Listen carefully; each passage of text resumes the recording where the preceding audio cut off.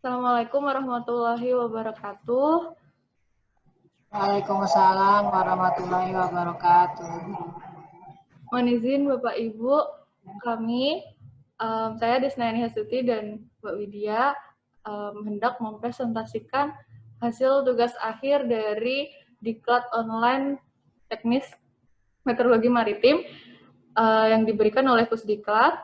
Pada hari ini ada dua materi yang akan kami sampaikan. Yang pertama mengenai pasang surut air laut dan yang kedua peta klimatologis BMKG OFS. Baik, langsung saja menuju ke materi yang pertama. Mohon izin untuk share screen sebentar.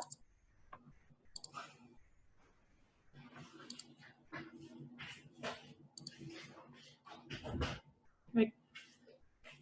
Langsung saja menuju ke materi yang pertama. Mohon izin adalah pasang surut air laut. Wah, ternyata seperti ini. Oh. Benar ya? Pasang surut air laut adalah fenomena naik turunnya muka air laut yang disertai oleh gerakan horizontal dari massa air laut secara periodik. Pasang surut air laut ini timbul akibat adanya gaya tarik benda-benda langit, terutama bulan dan matahari. Menurut Undang-Undang Nomor 31 Tahun 2009, dalam pasal 9, BMKG memiliki kewajiban untuk melakukan pengamatan dan memberikan informasi terkait pasang surut air laut, sehingga informasi ini hendaknya sudah mulai diproduksi atau dibuat sendiri oleh BMKG. Lokasi yang kami pilih dalam tugas akhir ini adalah di Pelabuhan Ciwandan, di mana terdapat pemasangan AWS maritim di sana, sehingga dapat diperoleh data AWL atau Automatic Water Level, dan data AWL di Pelabuhan Ciwandan menurut Pusat Meteorologi Maritim sudah dilakukan leveling, sehingga datanya sudah teruji dengan baik kualitasnya menurut BMKG Pusat, sehingga kami memilih Pelabuhan Ciwandan, data Pelabuhan Ciwandan sebagai data masukan untuk informasi prediksi pasang surut. Dan Pelabuhan Umum Ciwandan ini, dia terletak di tepi Selat Sunda, bergerak di bidang industri jasa pelabuhan, dan informasi pasang surut air laut ini sangat penting bagi pelabuhan untuk keperluan kapal-kapal yang akan bersandar di pelabuhan. Metode yang kami gunakan sebagai berikut. Data adalah dari AWL Ciwandan. Data di-download dari AWS Rekayasa yang dengan bantuan software RStudio.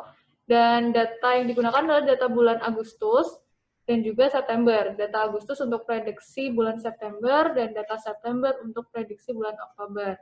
Metode yang digunakan adalah metode least square, yaitu untuk analisis harmonik. Di sini kami menggunakan T-type untuk menghitung amplitudo dan fase komponen-komponen harmonik pasang surut dari data observasi. Kemudian data AWL tadi yang sudah diolah dengan T-type kemudian diprediksi dengan menggunakan software MATLAB agar menghasilkan prediksi pasang surut satu bulan ke depan, dan juga menghasilkan visualisasi dan diekspor dalam Microsoft Excel. Baik, Bapak Ibu, untuk yang selanjutnya hasil dan pembahasan akan disampaikan oleh Mbak Widya. Dipersilakan. Ya, untuk pembahasan pada kali ini yang ditampilkan adalah grafik dari data AWL Ciwandan bulan Agustus 2020. Nah, ini masih data mentahnya. Data mentah dari AWL Ciwandan berupa grafik. Nah, di sini kalau dilihat sih dari grafiknya terlihat lumayan bagus untuk datanya, dan dari metadata dari BMKG Pusat juga sudah menstatuskan kalau data AWL di Ciwandan sudah cukup bagus. Nah, di sini selanjutnya grafik dari data observasi yang dikurangin MSL pada bulan Agustus 2020. Terlihat dari data observasi PASUD di atas dapat ditunjukkan bahwa beberapa data. Tadi kan sebelumnya data mentah, nah itu masih belum dikurangin sama mean sea levelnya. Nah ini yang berikut ini sudah dikurangin dengan mean sea levelnya. Jadi ada beberapa data pasang surut yang terlihat tidak tercatat, yaitu di tanggal 5, tanggal 15, 19, 29, dan 30 Agustus. Untuk rentangnya sendiri dari grafik ini terlihat berkisar antara 0,43 di sini ya, minus 0,43 hingga 0,44 meter. Nah, ini untuk pasang maksimumnya sendiri di tanggal 23 Agustus. Di sini 23 Agustus dipasang maksimumnya.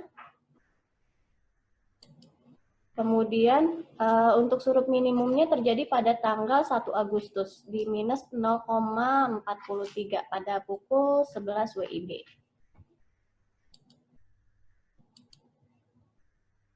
Nah, ini hasil tadi dari data AWL bulan Agustus untuk selama 1 bulan untuk memprediksi pasang surut 1 bulan ke depan, yaitu di bulan Septembernya. Nah, ini hasilnya prediksi di bulan Septembernya. Terlihat grafiknya bagus ya. Kemudian diurnal ya, semi diurnal. Nah, ini kemudian dari hasil prediksi ini memiliki rentang sekitar berkisar antara minus 0,38 hingga 0,41 meter. Nah, untuk pasang maksimumnya berada di tanggal 21 September jam 22 WIB. Kemudian untuk surut minimumnya terjadi pada tanggal 22 September pukul 4 WIB. Balik lagi deh. Oh enggak, ini selanjutnya. Nah, untuk selanjutnya ini data AWL di bulan September. Jadi tadi untuk data AWL atau data observasi bulan Agustus dalam 1 bulan untuk memprediksi 1 bulan ke depan, yaitu untuk memprediksi bulan Septembernya. Kemudian ini ada data AWL Ciwandan yang masih mentahnya, ini juga terlihat grafiknya termasuk masih bagus, cuman di awal-awal September ini grafiknya agak kurang bagus. Ada beberapa data yang tidak tercatat.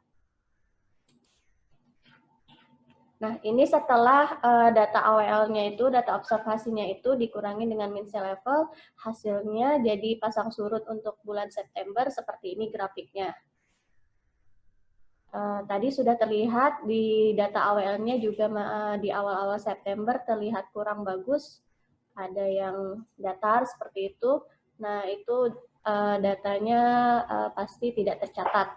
Nah, untuk di pasang surut September ini ada beberapa tanggal yang tidak tercatat, itu di tanggal 3, tanggal 6, dan 8, dan tanggal-tanggal yang lain itu ada surutnya terus putus seperti ini. Jadi data observasinya jadi kurang bagus. Untuk rentangnya sendiri itu di kisaran minus 0,5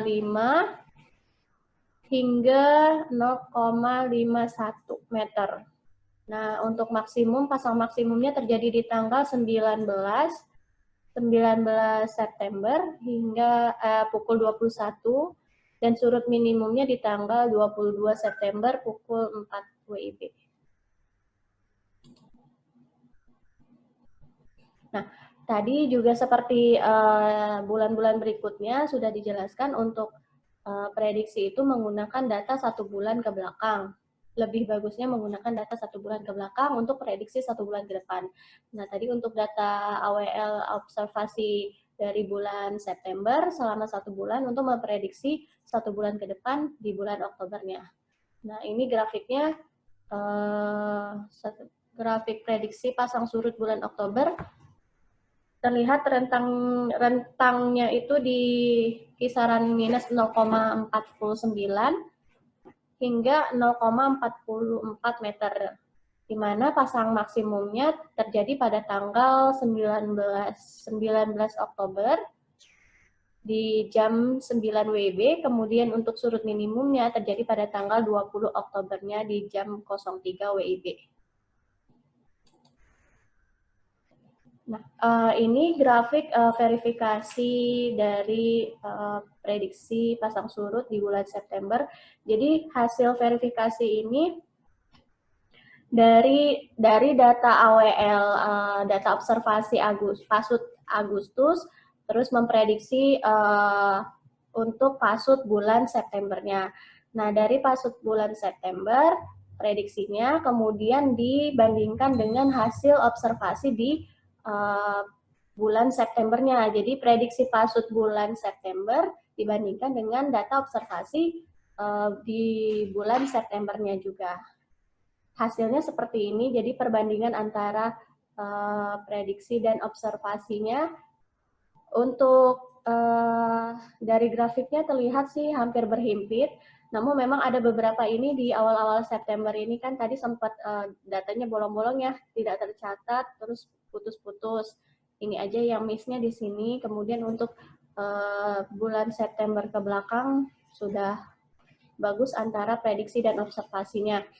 Nah, untuk dari hasil prediksi dan observasi ini dapat korelasinya yaitu nggak dicatat. Korelasinya korelasinya itu di 0,92227. Ini termasuk nilai korelasi yang sangat tinggi. Jadi apabila nilai korelasi itu mendekati 1, itu sudah cukup bagus, berarti akurasinya sudah cukup tinggi. Kemudian untuk mean relative error-nya atau MR-nya di kisaran 2,53%, artinya akurasi prediksi di bulan September itu sangat tinggi, hampir mencapai 97,47%. Jadi untuk dari data AWL Ciwandan ini untuk memprediksi itu termasuk sudah bagus untuk dibandingkan dari prediksi dan observasinya. Oke. Nah, kita masuk kesimpulan dari metode-metode dan analisis yang sudah kami lakukan.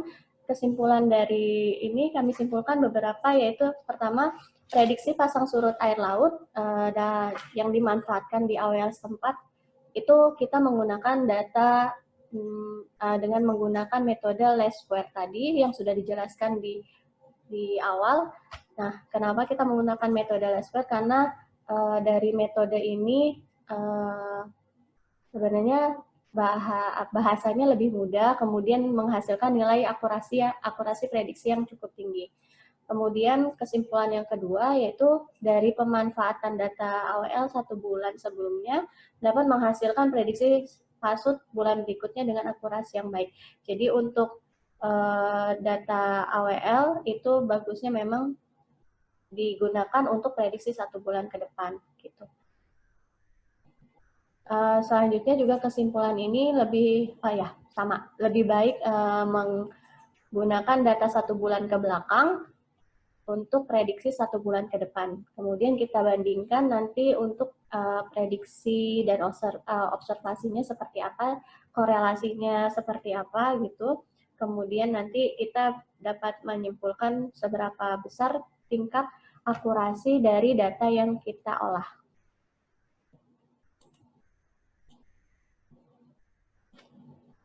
Nah, untuk saran atau rekomendasi, ini lebih ke pusat ya, lebih ke pusmetmarnya.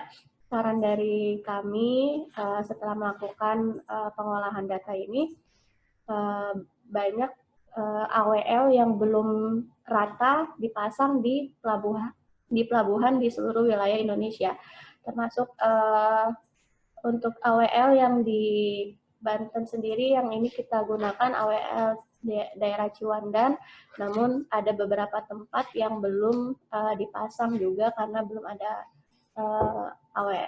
water levelnya. Water levelnya belum ada dipasang, contohnya mungkin di Karangantu itu mungkin bisa dipasang water level karena banyak kejadian di wilayah Karangantu itu terkait pasang surut. Kemudian saran yang kedua yaitu penguatan monitoring data AWL sehingga data AWL dapat tercatat dengan baik dan lebih konsisten. Nah, maksudnya di sini kebanyakan data-data water level itu masih kurang bagus atau tuh terbalik statusnya. Seperti yang sudah disampaikan oleh Pusmetmar juga dari metadata itu banyak beberapa water level atau data AWL itu yang statusnya terbalik seperti itu. Jadi datanya masih kurang bagus dan tidak tercatat dengan baik. Nah, untuk saran yang ketiga itu leveling. Nah, untuk alat pasut sendiri yang sudah dipasang di beberapa tempat, setahu kami masih belum di leveling. Jadi kalau alat pasutnya belum di leveling, otomatis datanya belum dapat kita olah gitu untuk digunakan di tempatnya masing-masing seperti itu. Oke. Lanjut aja dulu kali ya. Baiklah, selanjutnya yaitu mengenai peta klimatologis bulanan BMKG OFS pada tahun 2019 di wilayah pelayanan Taman Serang. Langsung aja.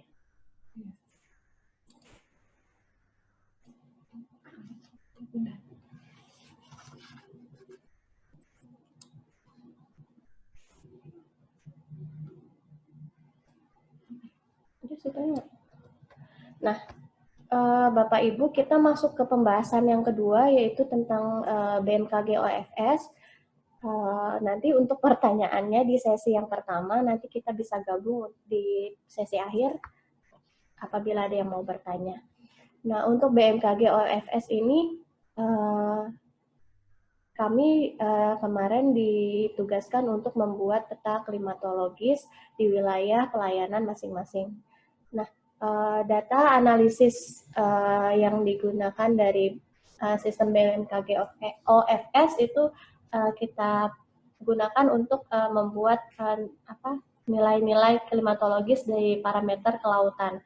Kemudian untuk data analisis yang didapatkan dari hasil simulasi model pada setiap time step atau T sama dengan 0 pada setiap base run itu di base run-nya di jam 00 dan jam 12 UTC.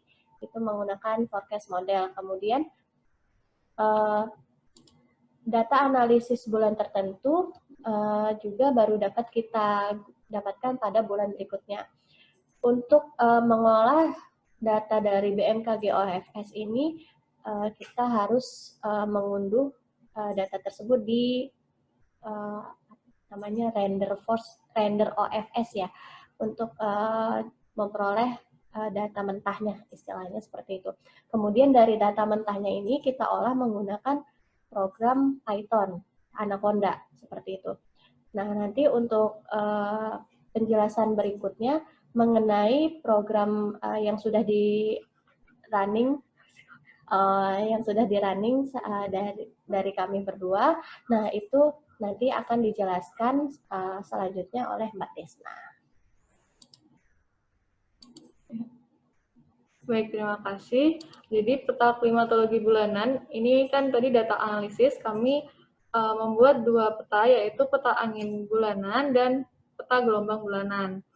Yang pertama untuk peta angin bulanan tahun 2019.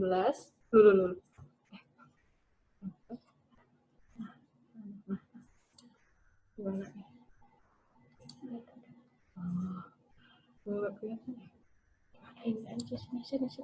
Udah kamu ngomong aja. Ya, jadi berikut merupakan peta 12 bulan dari bulan Januari sampai Desember.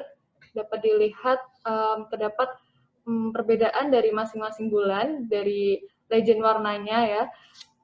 Ada yang lebih didominasi warna biru muda sampai biru, yang artinya masih masuk rendah antara 0 sampai 6 knots. Kemudian ada yang sudah didominasi warna hijau hingga kuning, yang artinya sudah cukup kuat anginnya, dan seterusnya. Bisa dilihat di tabel, kami sudah menuliskan untuk di masing-masing perairan, kan wilayah pelayanan Serang ya Mbak, sama Serang ada Selat Sunda bagian utara, selatan, perairan selatan Banten, dan Samudra Hindia selatan Banten. Kami sudah rangkum, jadi dapat dilihat Bapak Ibu untuk arah angin untuk Selat Sunda pada bulan Januari dan Maret lebih didominasi oleh angin baratan di Selat Sunda bagian utara maupun selatan. Namun untuk Februari dan Desember di Selat Sunda bagian utara didominasi oleh angin baratan, namun di Selat Sunda bagian selatan adalah tenggara sampai selatan. Kemudian untuk bulan April sampai dengan November, Selat Sunda bagian utara dan selatan didominasi angin dari tenggara sampai selatan. Dan untuk perairan dan Samudra Hindia Selatan Banten, Januari dan Maret sama-sama didominasi oleh angin baratan, April November adalah dari timur hingga tenggara. Dan untuk kecepatannya, pada bulan-bulan yang didominasi angin baratan seperti Januari, Maret, ini kita bisa lihat bahwa kecepatannya di Selat Sunda bagian utara, selatan maupun ya Selat Sunda bagian utara dan selatan masih cenderung rendah antara 0,4 sampai 6 knot. Kemudian pada bulan Mei, Oktober, November ini yang tadi didominasi oleh angin timuran, kecepatannya sudah mulai meningkat hingga 8 hingga 15 knots dan menurun kembali di bulan Desember yang artinya sudah didominasi oleh angin baratan lagi ya tadi, yaitu 2 hingga 6 knot. Dan untuk perairan selatan Banten dan Samudra Hindia Selatan Banten juga memiliki pola yang sama namun dengan rentang kecepatan yang berbeda karena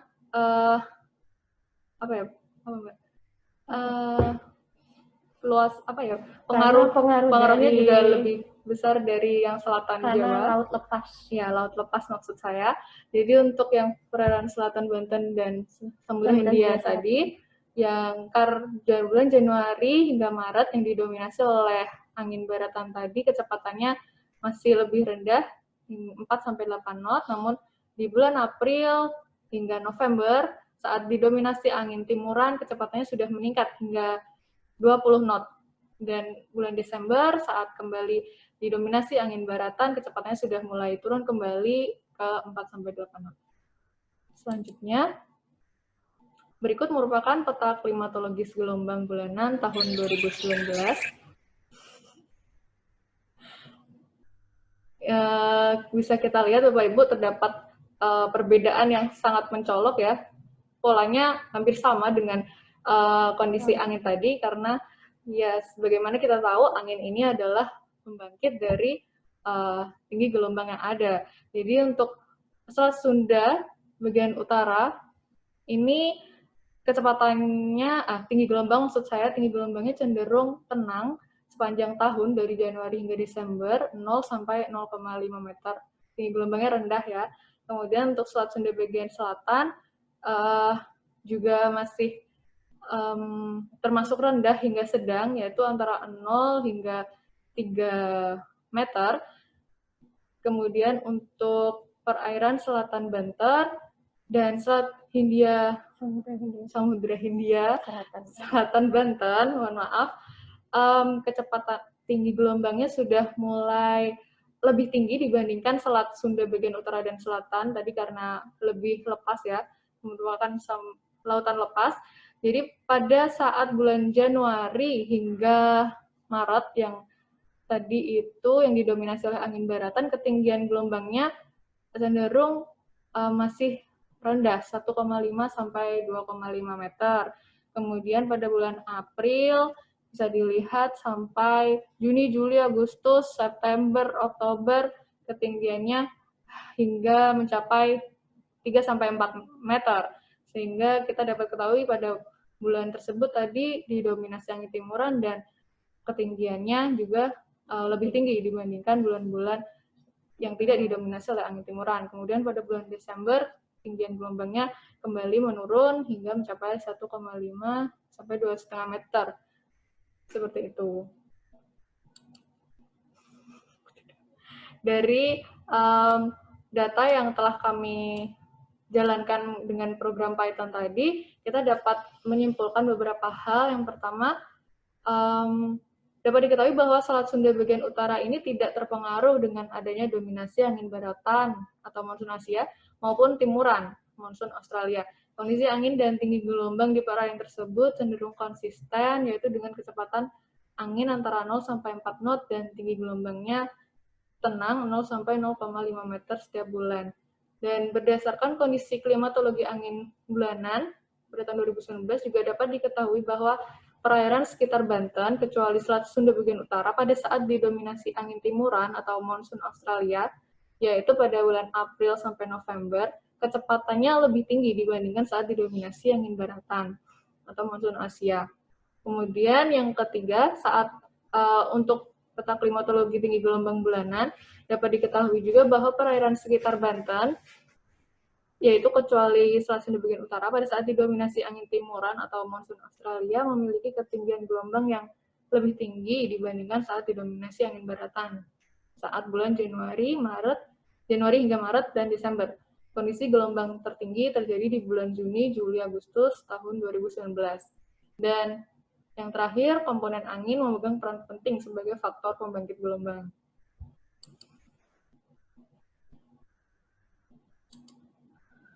Baik, demikian presentasi dari kami. Kami persilakan Bapak Ibu apabila ada pertanyaan.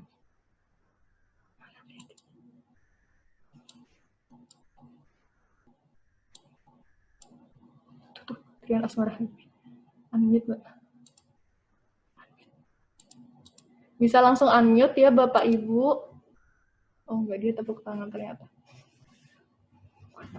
Iya Bapak Ibu, jika ada yang mau bertanya bisa langsung raise hand atau di unmute langsung speakernya, bisa langsung berbicara.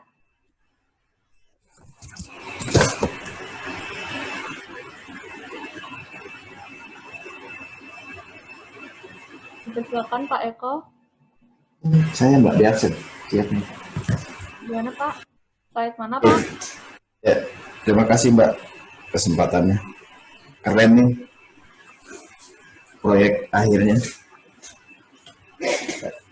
Ya, kalau dilihat sih dari yang dikerjakan Mbak Widi sama Mbak Desna ini kedepannya bukan sekedar jadi proyek, tapi bisa jadi produk. Bahkan nantinya bisa jadi produk unggulan nih buat BMKG Serang kan. Terutama untuk pasang surut sama klimatologi gelombangnya. Mungkin kendala utama di pengolahan water level, ya sama-sama kita tahu ya, masalahnya ada di kualitas data water levelnya sendiri. Yang menarik sebenarnya tadi mohon saya nggak ikut dari awal. Ya. Kalau metodenya ini ada berapa Mbak? Untuk metode kita menggunakan metode least square yang dijalankan di program MATLAB Pak. Selain least square ini ada yang lain nggak metodenya? Selama di KLAT ini kami yang diajarkan menggunakan metode least square aja Pak. Nggak ada ini ya, nggak ada referensi lain gitu, ada metode lain atau enggak? Karena kan satu metode itu cocok untuk karakteristik wilayah tertentu, tapi di wilayah lain, terutama kaitan dengan batimetri sama kondisi perairannya juga dia akan berbeda kan gitu. Iya Pak. Jadi untuk kemarin yang diajarkan di Pusdiklat kemarin kita menggunakan metode least square karena sebenarnya katanya lebih mudah sih Pak untuk membahasakan di program MATLAB-nya dibandingkan metode-metode yang lain gitu Pak. Berarti bisa jadi ini nih, bisa jadi project tesisnya Mbak Desna nanti. Tahu Pak. Ya, tantangan di kita kan sebenarnya itu gitu Bu. Pada saat kita menguji metode bisa jadi dalam kondisi tertentu dia baik gitu. Tapi bisa saja nanti pada saat diuji di wilayah-wilayah yang kayak selatan Banten misalkan mungkin beda nantinya. Kemudian kedua yang mungkin kita bisa ini sebenarnya data banding verifikasi kan, kalau tadi data bandingnya dengan dengan pengamatan real di data yang digunakan untuk pengolahan kan. Iya Pak. Ya, jadi sebenarnya ada dua kemarin Pak dari metode yang digunakan, yaitu teknik Fourier dengan metode least square. Tapi yang dijelaskan di diklat kemarin kita menggunakan metode least square itu karena lebih mudah untuk membahasakan program MATLAB-nya Pak. Dan juga katanya lebih banyak menghasilkan komponen pasut. Nah kemarin tuh dari Postmatmat sudah punya seperti rumus teknik mana sih? Pokoknya di dalam MATLAB-nya itu kan memang di masing-masing wilayah itu punya tipe pasut yang berbeda dan gimana kita bisa merumuskan sendiri untuk kondisi kalau pasutnya terbalik kan kita sebelum menggunakan itu katanya dia divalidasi dengan punya BIG. Nah, terus setelah itu kelihatan mana yang terbalik, mana yang sudah tepat. Nah, kalau terbalik nanti ada angkanya dimasukkan angka 5 atau angka 6 gitu di script MATLAB-nya gitu Pak. Jadi dari Postmatmat itu masing-masing wilayah pakai metode lain, pakai itu aja gitu Pak. Sementara itu yang paling ini ya. Iya. Tapi ya kalau untuk ini nggak menutup kemungkinan Mbak kita bisa menguji yang lain. Termasuk menentukan nilai 5 dan 6 itu ya dari mana dari mana kan kita juga nggak tahu gitu. Apalagi kalau tadi disampaikan pakainya data BIG ya. Iya. Mereka juga kan ininya dari model loh, bukan real observasi kan. Begitu Pak.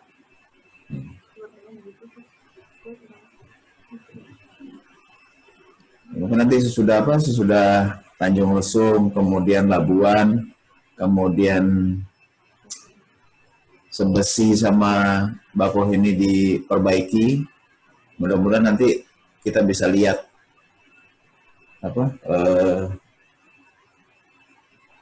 akurasi dari prediksi pasang surutnya. Pak, nah, nanti kan verifikasinya baiknya pakai apa Pak? Ya? Yang tadi verifikasi tadi baiknya pakai apa selain data observasi? Sebenarnya kalau verifikasi itu baiknya pakai data pengamatan lain, bukan data yang kita gunakan untuk pengolahan. Data banding yang lain ya Pak? Maksudnya jadi gitu, pengamatan gitu, dari posidrosal gitu Pak? Kalau potensinya? Bukan ya? Ya, kalau bisa pakai menggunakan misalkan di Sidros punya data pengamatan, nah kita bisa pakai itu. Atau nanti kita juga bisa pakai data yang ada di kapal. Kalau data di kapal itu kan nanti kita bisa pakai tuh di ini. Tapi itu proyek ke depan lah, mudah-mudahan untuk tesisnya. Ya, untuk tesisnya Mbak Desna lah itu. Amin. Semoga ada kesempatan. Oh ya, nanti sudah bisa ketemu data 1 tahun kan untuk pasut.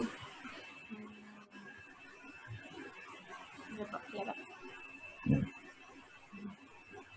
Kalau periode angin untuk gelombang sama angin juga sama, nanti bisa kita jual itu dalam tanda kutip kan gitu untuk ini bulanannya.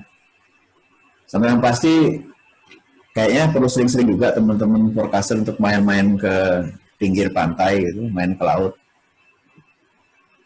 Untuk lihat karakteristik di di selatan seperti apa, di utara seperti apa, di barat seperti apa. Mungkin itu sih. Iya, memang selama ini kita belum untuk forecaster belum pernah coba ke lokasi gitu kan, ke TKP gitu, sepanjang pesisir Banten itu kita belum pernah. Jadi untuk tahu karakteristik di setiap wilayah masing-masing pesisir itu kan berbeda-beda. Yang pasti kita punya sumber data yang sangat besar di Selat Sunda. Nanti sering-sering ngobrol sama nahkoda kapal yang berlalu lalang di Merak Bakau, nanti mudah-mudahan bisa dapat tuh. Oh kalau bulan ini karakteristik kayak gini, arusnya seperti ini, gelombangnya seperti anginnya kayak gini. Nah, itu salah satu data dukung yang sangat kuat karena didapat langsung dari pengalaman mereka yang langsung terjun di situ. Nah, kalau untuk Mbak Desa mungkin untuk anginnya ini termasuk angin dominan baik arah maupun kecepatan, bisa nggak Mbak dicek pakai AWS yang ada di pelabuhan, Mbak? AWS ya Pak?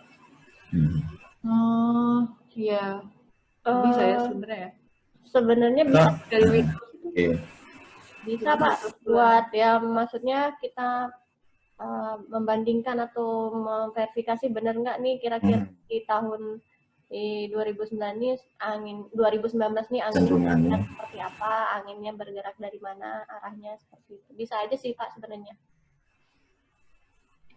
Kalau ini kan mau berproyek akhir ini aja ya, proyek akhir. Iya, harapan nanti di operasional kita bisa maksimalin nih Mbak. Coba. Insya Allah. Dari saya itu aja Mbak, terima kasih presentasinya, mencerahkan. Terima kasih Pak. Insya Allah bermanfaat buat Samar Serang. Amin. Terima kasih Terima Pak. kasih Pak, mohon bimbingannya ke depannya. Baik, Bapak Ibu, Yang ada selanjutnya. lagi yang mau bertanya? Ini. Pak Denny sebagai orang laut. Masih boleh tanya nggak, Des? Boleh, silakan. Mbak Widi ya yang boleh. Mbak Widi. Ya udah saya bagi kata aja lah Mbak Widi sama Desna. Mbak Widi sampingnya Desna gitu ya? Monggo Jadi- Mas, asal nggak susah ya. Mohon izin Mbak Widi, mungkin pertanyaannya Enggak. Mbak Widi. Yang pertama, bagaimana tahu grafik pasang surut itu dinyatakan baik atau mungkin layak untuk kita gunakan, mana yang baik, mana yang tidak. Itu yang pertama. Karena kan tadi kan Mbak Widi bilang ini cukup baik atau cukup ini, saya juga nggak tahu juga mana yang baik, mana yang enggak. Gitu. Itu yang pertama. Terus yang kedua mungkin ditambahkan di deskripsinya atau mungkin sebagai masukan saya juga sih, bagus sih tentang pasang surut. Ternyata pasang maksimum terjadi di bulan baru. Karena mindset saya pasang maksimum itu terjadi pada bulan purnama. Data saya cek di tanggal 23 Agustus tepat di 4 Muharram. Karena di wilayah baru itu pasangnya lebih maksimum di wilayah Ciwandan seperti itu. Mungkin pertanyaannya satu aja yang tadi pertama. Terus yang Desna, saran saja untuk karakteristik gelombang. Yang saya tahu, yang saya pelajari di kuliah itu sebaiknya mengelompokkan bulan itu berdasarkan musim. Jadi 3 bulan seperti Desember, Januari, Februari. Terus itu dipotong atau itu DJF, MMA, terus SON gitu. Jadi ada 3 bulan. Karena itu berkaitan dengan musim. Jadi kalau saya lihat tadi itu musim kan nggak itu. Gimana sih? kenapa? Kadang maju mundur itu, makanya saya kemarin mau ambil itu takutnya nggak pas gitu, pas musimnya masuknya sholat kah atau apa gitu kan katanya sekarang udah nggak tentu. Halo. Gitu. Enggak, soalnya gini. Ada yang gantian. Karena agak sedikit nantinya akan jadi bumerang untuk presentasinya sendiri. Salah satu contoh misalnya saat bulan Januari ini berbeda polanya dengan Februari dan Desember. Itu sangat akan jadi bumerang sendiri. Kenapa ini Januari? Januari itu berbeda, kalau nggak salah itu arah anginnya itu. Iya, emang. Nah itu berbeda. Itu kenapa? Nanti jadi bumerang sendiri. Padahal yang kita tahu di wilayah Indonesia bagian barat ini sangat berpengaruh kepada monsunal, angin monsunal sendiri. Gitu Pak. Jadi sebaiknya kalau nggak per bulan, kalau nggak setiap bulan dirinci atau tidak, biasanya dikelompokkan Desember, Januari, Februari. Pusparmur udah familiar seperti itu. Kayak di tesisnya Pak Andri, Pak Ramlan, juga seperti itu pengelompokannya. Desember, Januari, Februari, Maret, April, Mei, dan seterusnya 3 bulan seperti itu. Karena nanti akan mengalihnya ke musim peralihan, musim kemarau dan lain-lain. 3 bulan lah. Kalau mungkin tadi Desna bilang kan musimnya bergeser, ya udah digeser aja. November, Desember, Januari kalau memang Desna yakin musimnya akan bergeser gitu. Itu sebagai masukan aja sih. Itu biar masyarakat juga paham, oh Desember dan Februari itu masuk polanya apa, monsunal apa seperti itu. Itu aja sih. Oke, Mas. Terima kasih. Dan yang itu didiskusikan sama Mbak Widi mungkin bulan Februari Desember, kenapa di Selat Sunda bagian selatan itu arahnya Tangerang, Tenggara, Tangerang. Iya. Itu jadi Tangerang kan. Tenggara dan selatan. Padahal itu musim hujan. Pasti ada anomali tertentu, apalagi ini data klimatologinya kan 10 tahun. Pasti ada anomali tertentu yang bisa menggiring aliran angin tuh berlawanan dengan seyogyanya gitu. Itu aja sih paling. Terima kasih. Harus menganalisis lebih luas. Ya, terima kasih, Mas Mas Trian Trian, Asmarahadi. Untuk yang pasut tadi ya. Apa tadi pasut? Dinyatakan baik tidak bagaimana tahu. Oh ya, itu tadi udah dikasih tahu baik. Ya, untuk grafik tadi pasut, sebenarnya dari data, kalau untuk mengetahui data AWL-nya bagus atau tidak, atau statusnya dimiripin sama BIG, disandingin gitu bentuknya udah sama kayak gitu enggak? Kalau enggak berarti emang belum sekarang ada yang bentuk lembah. Iya. Jadi untuk data pasutnya itu sendiri memang sebelum pas diklat itu juga udah dikasih tahu sih dari pusat itu data-data AWL-nya yang bagus, statusnya baik, terus yang terbalik gitu juga ada juga yang tidak tercatat seperti itu udah beberapa AWL udah dikasih tahu ke kita di peserta diklat. Nah, untuk itu kan AWL yang dari BMKG-nya sendiri ya, data pasut di BMKG-nya sendiri.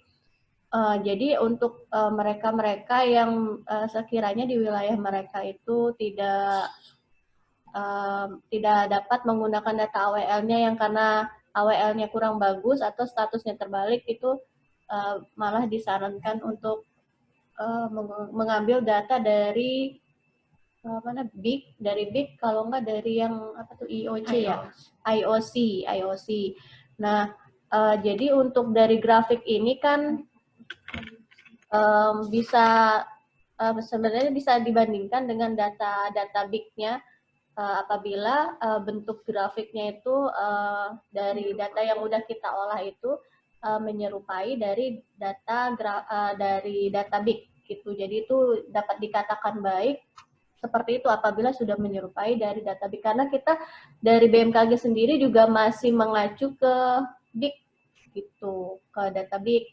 Pushidros pun juga masih mengacu pada data BIG, jadi sebenarnya masih satu kesatuan, tapi dari BMKG sendiri mencoba untuk membuat yaitu data pasut sendiri di wilayah masing-masing dengan acuannya tetap dari BIG.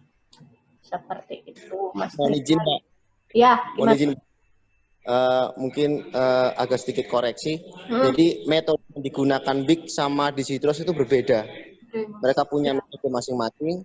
Jadi untuk sampai saat sekarang pun BMKG sendiri, Pusmar sendiri mengadopnya ke Pusmar untuk operasional ya. Jadi metodenya antara Pushidros dengan BIG itu berbeda. Berbeda metode, makanya nilainya pun berbeda. Iya. Iya, Polanya. Tapi memang. polanya kalau kelihatan lembah puncaknya itu mirip gitu, katanya tuh udah baik, tepat gitu, bisa digunakan gitu. Kalau tidak salah ya, mohon maaf bimbingannya Pusmet Marketing. Minimal ada pegangan dulu kayaknya daripada nggak ada acuan sama sekali. Iya. Karena ini awal juga kan. Dianggap benar dulu lah. Iya. Begitu, seperti biasa lah. Ini nanti harus ada penelitian lanjut, Mas Trian, dibantu Mas Trian. Ya, ini peluang kita nanti, Mas Trian. kita mungkin punya data apa, data dukung dari kapal-kapal yang ada, karena mereka punya radar Bruno, itu salah satunya yang bisa kita dapat yaitu nanti buat data banding pasang surut. Gelombang, arus, angin, pasang surut mungkin kita bisa dapat dari mereka nanti.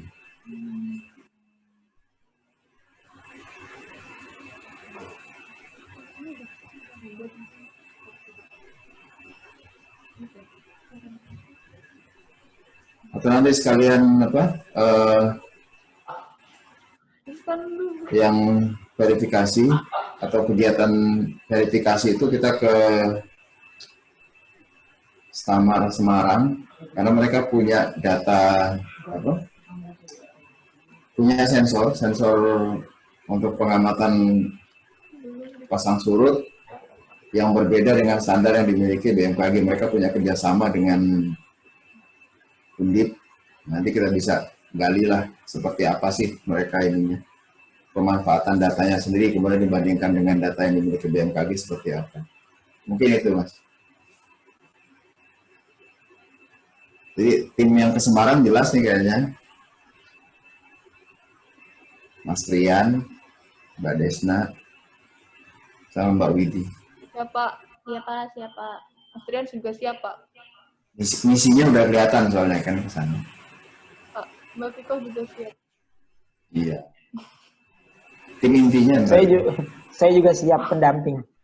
Ini mah Tangerang aja lah. Pulau Tunda. Oke, ya mungkin itu aja Mbak. Mas Rian. Saya mau nanya nih. Nanya ke siapa Pak? Nanya ke siapa nih? Ini pertanyaannya bahas. Saya mau menanya sama dua penalis. Finalis. Penulis. Penulis Pak, penulis. Oh, penulis ya, penulis. Ya. Ya, silakan Pak Denny. Iya. Apa yang melatar belakangi kalian berdua mengambil data dari water level Ciwandan, sedangkan di Banten itu ada beberapa water level yang bisa diambil datanya. Pertanyaannya, kenapa kalian berdua ambil data yang dari Ciwandan itu aja? Terima kasih. Oke. Ya. Begini Pak, mau izin Pak Denny. Yang Ciwandan tadi. Udah di awal. Nggak ada dia. Nah, ini Pak. Ini jawabannya. Mohon maaf. Iya Pak, jadi di Ciwandan ini tadi kan di slide-nya kan sudah dijelaskan ya Pak, karena di Banten sendiri itu baru Ciwandan ya yang di leveling gitu Pak. Jadi makanya kita menggunakan data pasut Ciwandan. Untuk yang di kayak mana tuh Labuan, Merak itu baru kemarin di leveling. Jadi untuk memprediksi data pasut itu belum bisa digunakan karena AWL-nya belum di leveling. Baru Ciwandan itu Pak. Gimana Pak? Loh, ganti orang. Ya, gimana Pak? Gimana Denny? Pak Donald Trump? Pak Donald Trump sudah jawab belum? Enggak, jadi ininya berkaitan dengan ketersediaan data begitu ya? Ya. Iya Pak. Sebenarnya udah ada Pak water level itu di Labuan, di Merak itu, tapi belum kualitasnya tuh belum, katanya belum teruji kalau belum leveling. Kadang ada yang kata Pak Eko 2000 terus. Ada yang 0, berapa terus berapa gitu. Jadi berarti kan validasi datanya gitu ya, validasi datanya memang lebih akurat di Ciwandan. Iya. Gimana Bu? Nanya di sini. Gimana Pak Donald Trump? Pak Donald Trump gimana? Terjawab ya? Ya, Nanti bisa ditanyakan. yang mungkin berkaitan dengan validasi datanya kali ya. Oh, ganti lagi. Itu siapa lagi? Siapa? Itu ceweknya Donald Trump. Oh. Enggak. Mau kemana sih cutinya? Cuti kemana? Jadi dia udah jelas deh, udah oke deh. Jadi berkaitan dengan ini ya, validasi data ya dan ketersediaan data ya. Iya Pak, ketersediaan data, kemudian apa ya, bagus Validasi datanya. tidaknya datanya gitu Pak. Oke deh. Buat Terima olah. kasih jawaban yang sangat amat Biasa. menarik dan kuenya juga sudah habis. Terima kasih. Alhamdulillah, semoga Alhamdulillah. berkenan Pak Donald Trump. Iya, terima Ya, kasih. sesuai dengan Dia namanya ya Pak Donald Trump. Ini fansnya Donald Trump banget ya Pak Denny, Masya Allah.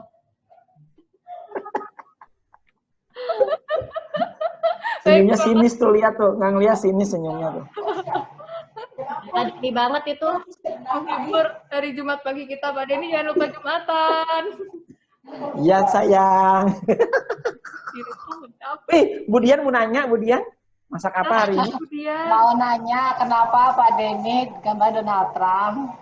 Ya, karena yang ada Donald Trump, Bu Dian di komputer saya. Saya mau tanya, cuman ini mungkin pertanyaan anak kecil kali ya. Boleh? Boleh, mangga Bu. Bu Dian saya senyumin deh, Bu Dian saya ada senyumin. batasan loh. Oh, ya boleh, tolong deh. Ya, tadi kan masalah tinggi gelombang ya. Ya Bu. Bisa nggak? Kenapa gitu ya? Kok di musim tadi apa yang angin timuran justru dia lebih tinggi ya? Ya, Dan kalau yang di barat itu dia rendah. Berarti kalau timur tuh kemarau ya gitu ya? ya kemarau Bu. Jadi intinya pas musim kemarau gelombang malah cenderung tinggi. Tuh. Kalau pas musim hujan gelombang malah lebih rendah. Itu karena faktor apa itu? Ini datanya saya tulisin. Lodes. Mungkin gitu aja. Baik, terima kasih Bu Dian. Sejujurnya kami berdua juga dari kemarin tuh bertanya-tanya, Bu, kenapa ya pas kemarau anginnya lebih kencang? Nah, apalagi saya belum punya ilmu forecast nih. Mungkin dari Mbak Rofiko atau Mas Trian kalau boleh, saya boleh minta tolong dibantu. Kenapa ya, Mbak? Mbak Widi dulu lah, kalau enggak Mbak Viko lah.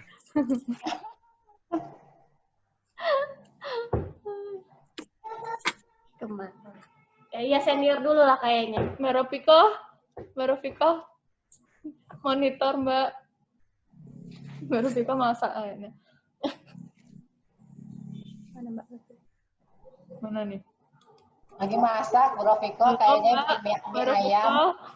Ini udah suaranya udah masuk. Donald Trump udah sampai sini. Iya. Nah, sepertinya Mbak Rofiko sedang beraktivitas lain. Mas Trian mungkin?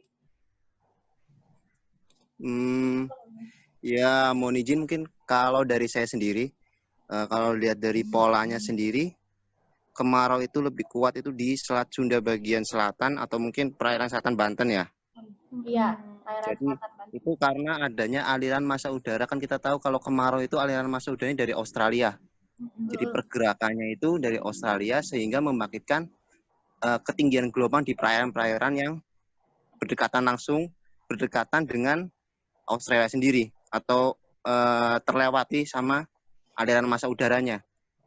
Sedangkan seharusnya kalau di musim hujan, Laut Jawa itu akan adanya peningkatan. Terutama saat ada fenomena cold surge sendiri kan di musim hujan.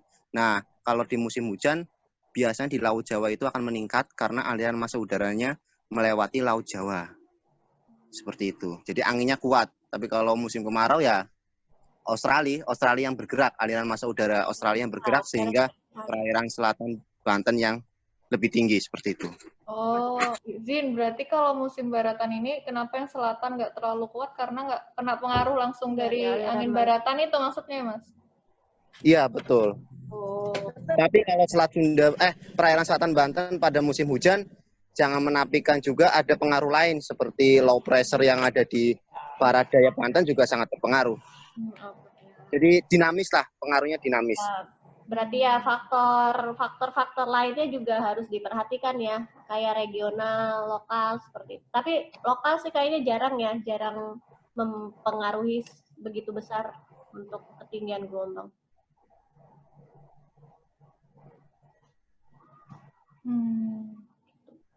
Oke. Gimana? bisa. Terima kasih Mas Rian. Sangat Bu, menjelaskan. Terima kasih juga penjelasannya. Soalnya ini juga kita juga perlu tahu ya, takutnya kan nanti ada user nanya atau enggak ada yang Belajar, Bu. anak kawan nanya, kita jadi bisa paling tidak ada gambaran lah. Ya, siap. Terima kasih Bu Dian. Terima kasih Bu. Pertanyaannya sangat bagus. Allahu Akbar, Pak Denny, tolong. Sudah mau Jumatan, ayo wudhu. Ada ini malam Jumat udah lewat, jangan ngantar gituan. Lupa. Udah lewat. Untung begituan ya. Kalau misalkan yang begonoan gimana itu? Apa? Ya. Baik. Allahu Akbar, Pak Denny. Next. Gambarnya. Gimana Bapak Ibu? Nah, kira-kira Pak Denny ini tuh di save loh ini loh. Nanti ditayangin loh buat Mbak Desna sama Mbak Widi. Ini ditayangin ke YouTube loh. Kalau ditayangin ke Namanya Bu Desna sama Bu Wia, terima kasih penjelasannya. Sedikit pencerahan sih, bagus sih. Jadi saya juga ngerti sih cara metode untuk memperakirakan water level untuk bulan ke depan tuh, jadi saya lebih tahu lah. Ada pengetahuan yang bertambah dari saya mengenai memperkirakan perakiraan water level bulan berikutnya berdasarkan hasil pengamatan ya bulan sebelumnya gitu ya. Benar. Dan memang Terima kasih. lebih bagus itu Pak kalau misalnya kita menggunakan data sebulan sebelumnya itu untuk prediksi 1 bulan ke depan. Sebenarnya bisa aja untuk prediksi beberapa bulan ke depan, tapi tingkat akurasinya kurang bagus. Jadi data 1 bulan ke belakang untuk prediksi 1 bulan ke depan, atau data 3 hari ke belakang untuk prediksi 3 hari ke depan, itu lebih bagus gitu Pak. Jadi lebih baik per hari ya, maksudnya. Ya. Lebih akurat kali ya kalau per 3 hari kali ya. 3 hari atau 1 minggu ke belakang untuk prediksi 1 minggu ke depan, kayak gitu itu lebih bagus.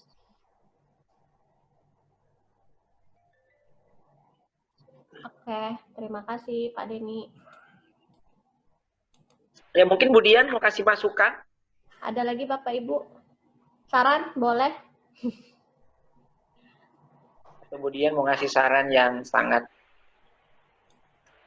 kopinya habis nih. Apa Denny? Saya rasa itu udah bagus lah pemaparan antara Bu Desna sama Mbak Widya. Yaitu sama dengan kayak Pak Denny itu ya, jadi bisa menambah pengetahuan buat kita semua terkait pasut dan gelombang. Kalau saran sih ya sebenarnya semangat aja, udah ditingkatkan aja nanti mungkin cara kita nanti bikin pengolahan datanya. Berarti kan kita nih bisa bikin perakiraan pasut ya. Berarti sebenarnya udah ya yang tiap bulan dibuat oleh Mbak Wuri itu sama itu kayak seperti itu hasilnya. Yang mana? Nggak tahu. Mbak Wuri juga bikin. Ya suka dibuletin itu. Oh iya. Itu yang dibuletin itu bukan kita pakai itu Bu, data dari Pusidros itu. Cuman dibikin grafik dari tabel yang ada di Pusidros. Itu kita bikin grafik. Oh itu beda berarti ya, kalau yang ini dari Ciwandan. Kalau ini kita langsung dari water level yang terpasang dari BMKG-nya sendiri. Oh gitu.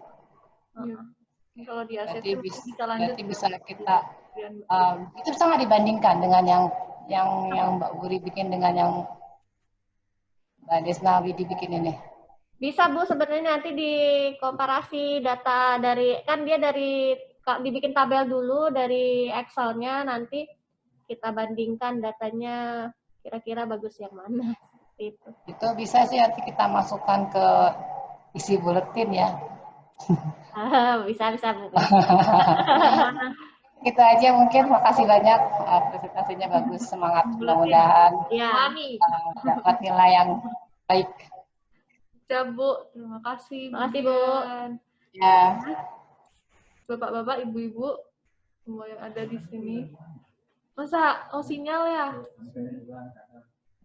Sinyal kali. Udah tutup ya. Baik. Mohon izin untuk menutup apabila sudah tidak ada pertanyaan atau diskusi. Ya, stop. Ya, baik, kami ucapkan terima kasih banyak kepada Bapak Ibu semuanya yang sudah berkenan untuk hadir dalam presentasi kami pada hari ini. Terima kasih masukan, saran, dan semuanya. Semoga bisa menjadikan kami lebih produktif ke depannya dalam hal yang berkaitan dengan password ataupun pengolahan data yang telah diberikan dari Diklat kemarin. Semoga bisa terus berlanjut ya sampai ke depannya. Gitu ya, Bu. Mohon maaf atas segala kekurangan, kesalahan kata dari kami. Wassalamualaikum warahmatullahi wabarakatuh. Terima kasih. Waalaikumsalam warahmatullahi wabarakatuh. Makasih kuenya ya, makasih tahunya enak. Sama Ibu Bapak. Tahunya tak habisin. Waalaikumsalam warahmatullahi wabarakatuh.